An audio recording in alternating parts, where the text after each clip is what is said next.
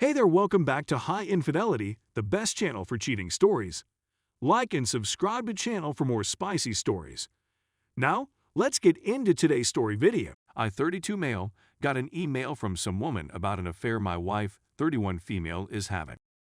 My wife and I have been married for 2 years and have been together for 7 years. Our relationship is fantastic in every way. We don't get into fights or have arguments very often. When I checked my email this morning, like I do every morning, there was an email from someone I didn't recognize. When I opened it, the email said my wife was having an affair, which I discovered to be accurate. The woman went into considerable detail, presenting conversations and emails she had exchanged with the other person during their relationship. I didn't realize it was true until I checked my Facebook account. The same woman had left a message stating hello there. I apologize for the inconvenience, but I have some bad news for you. Please verify your email address again. After everything was said and done, it was discovered that the woman who contacted me was the wife of the guy with whom my wife is having an affair. What I'm hearing is unbelievable. This caught me completely off guard. I have no clue what occurred since our relationship was never in a horrible state to begin with. At this point, I got lost on what to do. Story 2. My 38 female, wife of 16 years cheated on me 44 male with her boss. My wife had an affair with her ex-boss, who had left the company the week before, approximately a month ago, and I found out about it. We had both planned to go to a party in the city that night and then spend the night at a nearby hotel the following morning. Because our babysitter was unable to come on time, I was compelled to stay at home with our toddler, 5 years old. She made the decision to travel alone and spend the night apart from me. After a few days of oddity, I warned her that I was uncomfortable with it before she left for work the next morning. Normally, I wouldn't have been concerned, but my spider sense was tingling from the strangeness of the previous few days. That was the end of it, as she told me that there was nothing to be worried about. I awakened with a start and a knot in the pit of my stomach about 2:15 a.m. I couldn't sleep after that. Even though she just turned off her phone's location service, which should have served as a huge red signal, I didn't pay attention to it since I didn't believe it was significant at the time, so I checked it anyway. She turned it back on, and I could see that she was at an apartment complex that was a long way away from the celebration. She remained till 9 o'clock in the morning. When she returned home, I confronted her, and after a few half-hearted denials, she finally admitted that she had done it. There had been some groping and slash or oral earlier in the week, but it wasn't a drunken moment of weakness. She'd been thinking about it and prepared for it for a few weeks before she finally succumbed to her desires. She was well aware of what she was doing and seemed to be unconcerned about the consequences for the rest of the family. The ups and downs of our relationship have been many, and I haven't always been the finest husband. But I've never been unfaithful to her, and I admire her as a result. I feel that we were capable of overcoming whatever obstacles came in the process. According to what I can tell, she was looking for a quick escape from a husband and children who she believed were stifling her with their presence. It was a chance to go on a new and more exciting journey. It turns out that her ex-boss was just looking for a little bit more to supplement his income on the side. Despite the fact that she was still clothed in her evening gown, he compelled her to do the 9 a.m. walk of shame back to her hotel by herself, despite her protests. Oops. When she finally admitted to me that she had been unfaithful, she expressed regret and said that she wanted to continue her relationship with me. There's a chance her ex-boss would try to recruit her to work for him at his new company. She's really talented in her field, and I think his motivations would be more financial than she's not his type after all. I reassured her that this was not going to take place.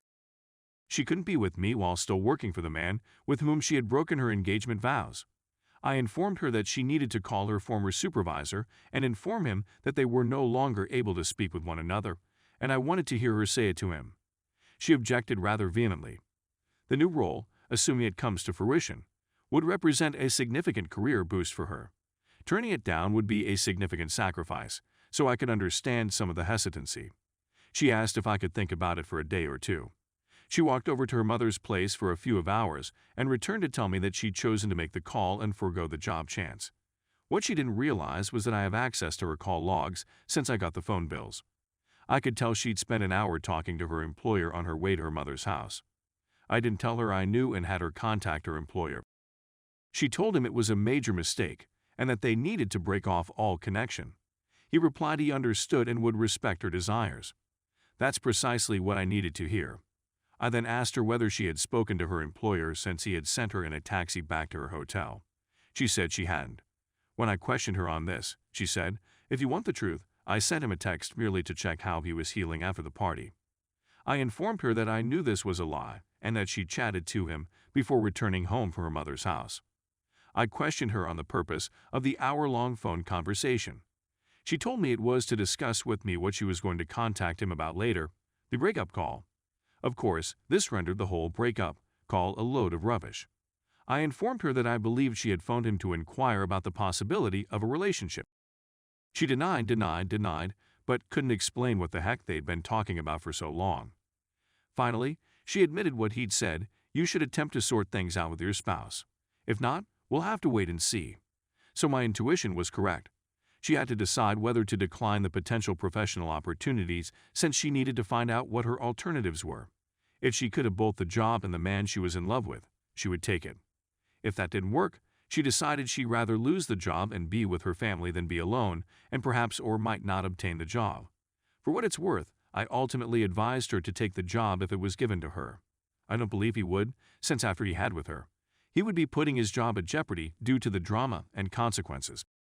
My wife had an affair with her ex-boss, who had left the company the week before, approximately a month ago, and I was unaware of it. We had both planned to go to a party in the city that night and then spend the night at a hotel nearby. Because our babysitter was unable to come on time, I was compelled to stay at home with our son 5 years old. She had made the decision to travel on her own and spend the night away from home. I told her I wasn't comfortable with it before she left for work the next morning. Normally, I wouldn't have been concerned, but my spider sense was tingling from the weirdness of the previous few days, and she seemed relieved. She reassured me that there was nothing to be worried about, and that was the end of the conversation. A knot in the pit of my stomach awakened me at 2:15 a.m., and I sprang out of bed. Even though she just turned off her phone's location service, which should have served as a huge red signal, I didn't pay attention to it since I didn't think it was a big deal at the time. When I looked up, she was at an apartment complex a long distance away from the party, which I assumed she had turned back on.